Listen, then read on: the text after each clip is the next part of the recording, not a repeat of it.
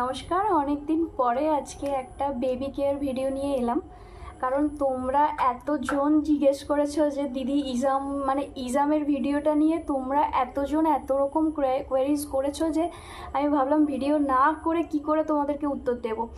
আসলে অনেক দিন এই ভিডিওগুলো বন্ধ ছিল, সেই জন্য তোমাদের মধ্যে অনেক অনেক প্রশ্ন এসছে, সেগুলো আমাকে জিজ্ঞেস করেছো। আর সরি, আমি রিপ্লাই করতে পারিনি।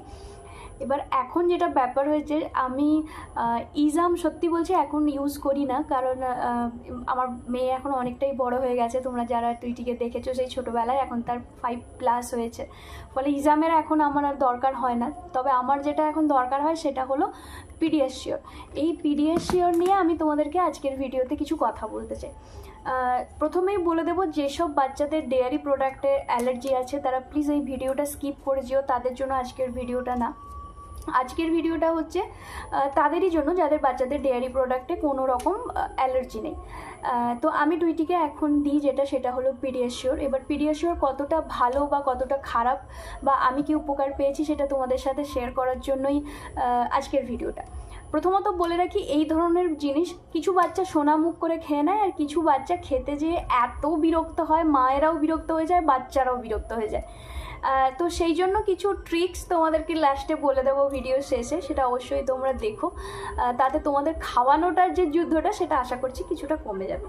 প্রথমেই বলি, এটা পিডিয়াশিওরের একটা 400 কন্টেনার, ঠিক আছে? এবং এটাতে পিডিয়াশিওর দাবি করে যে সে গ্রোথটাকে বুস্ট আপ করে, ব্রেন ডেভেলপমেন্ট করে, ইমিউন সিস্টেমকে বুস্ট আপ করে। আমি এটা প্রথমে 6 মাস আজ থেকে 6 মাস আগে একবার খাইয়েছিলাম, এবং খাওয়ানোর পরে আমি দেখেছিলাম ওর মধ্যে একটা এ যা যা দাবি করছে সেইগুলো হয়েছিল।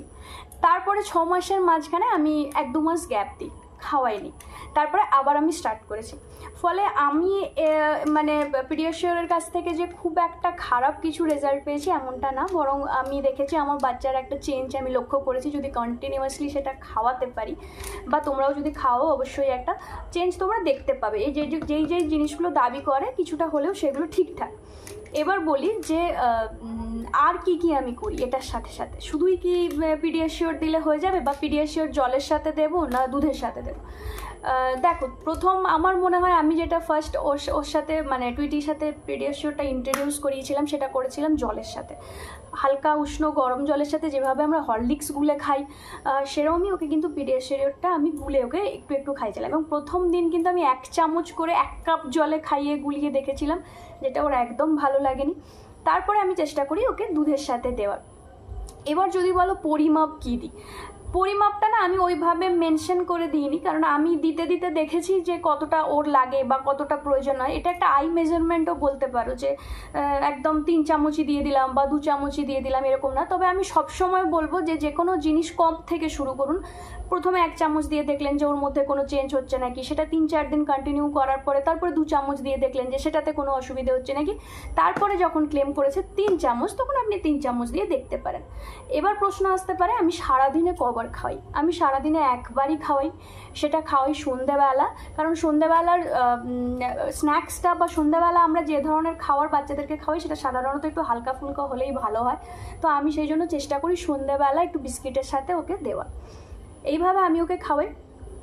আর এটার প্রাইস বিভিন্ন জায়গায় বিভিন্ন রকম ভ্যারি করে, সেটা নিয়ে আমি আর গেলাম না। আপনারা দোকানে যেয়ে দেখলেই, খোঁজ নিলেই সেটা পেয়ে যাবেন। আমার মনে হয় না সেটা আপনারা অনলাইন সার্চ করলে অ্যামাজনেও পেয়ে যাবেন, তাই সেই বিষয়টাতে আমি আর গেলাম না। এবার যেটা বিষয় হচ্ছে সেটা কিভাবে খাওয়াবেন সেটা দেখবেন। এই যে কন্টেনারের গায়ে না দেখবেন অনেকগুলো বাচ্চাদের ছবি আছে।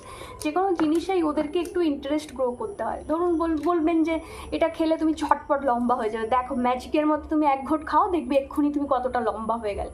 তো সেইভাবে ওদেরকে এনকারেজ করে আমি খাওয়াই। কোনো ডাক্তার না, আমি একজন মা। আমার মেয়েকে বড় করার ক্ষেত্রে যে প্রতিকূলতা, যে ভালো জিনিস, যা কিছুর সম্মুখীন হই, আমি চেষ্টা করি আমার চ্যানেলের মাধ্যমে সেই জিনিসগুলো আপনাদের সাথে শেয়ার করার। তাই আমার ভিডিও দেখে আপনারা কোনো কিছু ডিসিশন নেবেন না। আপনাদের যা করার আপনারা আপনাদের ডাক্তারের সাথে কথা বলে অবশ্যই ডিসিশন নেবেন।